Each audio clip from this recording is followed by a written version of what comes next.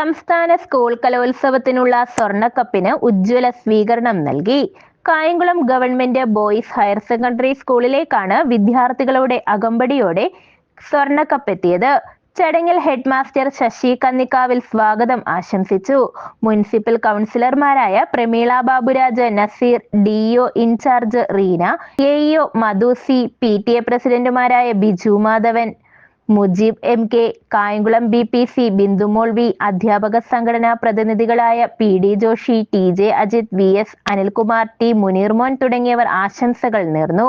സംസ്ഥാന കലോത്സവം നടക്കുന്നതിനോടനുബന്ധിച്ച്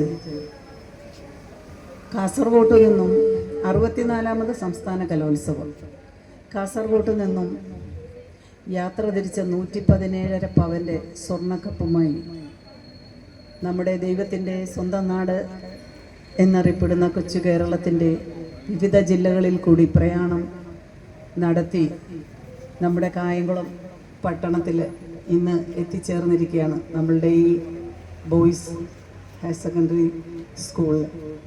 ഇവിടെ നിന്നും ഇത് ആലപ്പുഴ ജില്ലയിലെ TDHSS സ്കൂളിലേക്കാണ് അടുത്ത പ്രയാണം. അവിടെ നിന്നും അത് നമ്മുടെ സാംസ്കാരിക ജില്ലയായ, പൂരത്തിൻ്റെ ജില്ലയായ തൃശ്ശൂർ ജില്ലയിലേക്ക് ഈ 117.5 പവൻ്റെ സ്വർണ്ണക്കപ്പുമായി യാത്ര തിരിക്കുകയാണ്. Boys high school NCC cadets, boys higher secondary school SPC cadets എന്നിവർ സ്വർണ്ണക്കപ്പിന് വരവേൽപ്പ് നൽകി. Boys high school staff secretary S Sasi നന്ദി രേഖപ്പെടുത്തി.